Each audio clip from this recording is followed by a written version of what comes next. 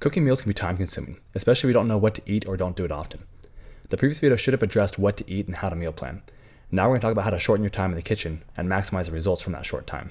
Time is an enemy of weight loss. You have good intentions to eat right and lose weight, but you're busy. You need quick meals, and that's why you might have relied heavily on processed foods in the past.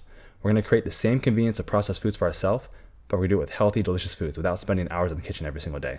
There are two simple things to reduce your time in the kitchen while still reaping the benefits of convenience food. One is bulk prepping, and two is grocery shopping planning. It sounds simple, and that's because it is. But don't blow this off just because it's simple. The simple things are sometimes the most powerful things, and when it comes to consistent weight loss, you want it to be simple and effective, and that's exactly what you're about to get. Unless you love cooking, you don't want to spend hours in the kitchen every day making all the delicious food you've got in your meal planner. So I'm going to offer two effective ways to prep the meals from your meal plan to maximize the benefits you get out of meal planning without spending hours in the kitchen every day. Both methods involve making way more food than you need for just today. If I'm going to spend time in the kitchen, I don't want it to be for just one meal. For just a few extra minutes of work, I can make the meal I have planned today, but I can make enough to last me for 1 to 3 weeks. That's method number one. Make 1 to 3 weeks worth of the meal you're planning, and then freeze the extras. If you do this for a week or two, your freezer is going to be stocked full of healthy, delicious meals that'll help you lose weight instead of processed frozen foods that will derail your weight loss efforts. You'll have the convenience of processed foods, but none of the side effects. When you do this, you'll have a wide variety of food to choose from at a moment's notice. No more last-minute fast food runs because there's nothing good to eat, because there's always something good to eat in your freezer now. The second method is similar, except you're only going to make enough food to last you for a few days. If you don't mind eating the same thing for a few days, this kind of meal prep will take you less time on the day you cook it, and then you just leave it in the fridge and have it available for the next few days.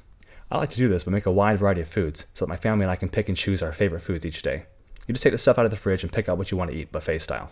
I can only eat the same thing for 3 days in a row, at most, before I'm tired of it and have to move on. Some can go 4 to 5 days, but I wouldn't recommend keeping your food in the fridge for much longer than that, or else it'll start to go bad.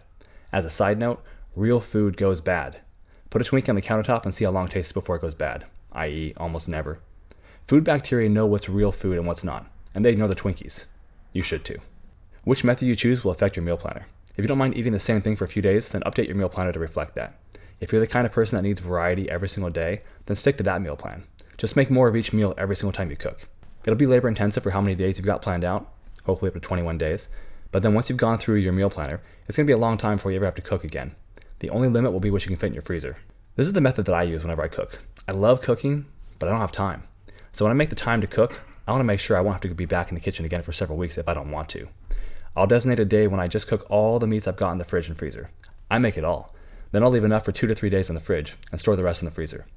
Now, whenever I need a quick meal and don't have time to cook, I just grab what I want from the freezer, pack it into my cooler, and run off to work. It microwaves very well, and it comes out looking and tasting the way it did when I first made it. The flavor and freshness are preserved for a long time. Now, I don't usually do this for things like potatoes, rice, and vegetables. That's because they require almost no effort for me to cook. So I just make a bunch of that once a week, and they'll last for up to 5 days in the fridge. I could make those every single day, and it wouldn't be a problem for me. You just throw them into a pot and set a timer and walk away. I do the bulk prepping for items that take longer to make, and I don't want to make on a daily basis, like meats, sauces, dressings, special seasonings, stuff like that. You'll have to decide what you will and won't do on a daily basis, and figure out what and how much to freeze. So those are the two methods of meal prepping that I recommend. Whichever you choose, make sure that your meal planner reflects that, because we're going to use your meal plans to create a grocery shopping list. None of this planning we've been doing does you any good if you don't get out there and buy what you need. So to make that easier, I've taken this grocery planner from Beachbody and digitized it so you can quickly and easily write down the things you need. It's organized by food group, so this should speed up your shopping tremendously.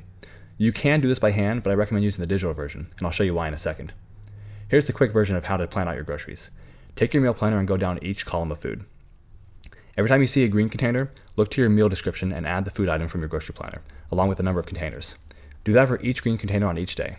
You're probably going to see foods repeat. When they do, just update the counter count.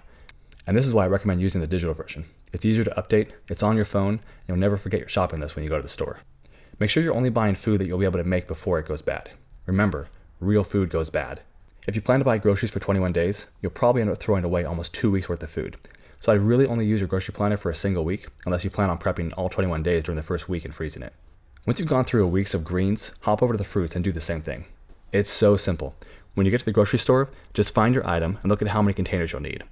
There will be some guessing as to how much that equates to in raw food, but if you have the containers, you should be able to visualize how much you think you would need in order to fill up that many containers. You can always take your containers with you to the store to help you visualize it.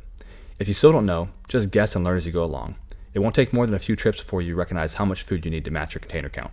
When you plan out your meals with bulk prepping in mind, you can maximize your efforts while spending as much or as little time in the kitchen as you want. Meal prepping with healthy, whole foods will help you restore your gut health, which will make all the difference in your overall health and weight loss efforts. For me personally, the most annoying part of prepping food is the cleanup. If you're a messy person, this won't be an issue. But if you like a clean house, it can get pretty messy when you bulk prep. If you have someone who can help out, try to make an arrangement where you agree to cook the foods if they'll help with the cleanup. That'll make it a lot more bearable, and hopefully you'll spend some quality time with them. I like variety, but making 21 different meals isn't my favorite thing to do. So instead, I try to make foods in their most basic form that can easily be altered to make great meals. For instance, I'll make 3 weeks worth of chicken at a time, but I make it very basic. But I'll rarely eat it in its basic form. Usually I add a sauce of some sort or some pesto, which I've also bulk prepped and frozen, or add it to some pasta, something to dress it up into a unique meal. When you do this, the time it takes to make meals drops considerably without compromising your need for variety. If you have any more questions about meal prepping, grocery shopping, meal planning, portion control, or which fitness program would be best for you to start with, shoot me a message. This is what I love doing. I talk food and fitness all day long, and it never gets old for me. You don't have to be committed to get started before you contact me, and I won't push you into anything. I'm here to act as a consultant and as your coach to help you get the best results you can possibly get. I don't charge anything for my recommendations or my ongoing support. I simply get commissions from Beachbody when you buy their fitness and nutrition programs. So you can pump me for information all you want, and I will help you find solutions that work for you.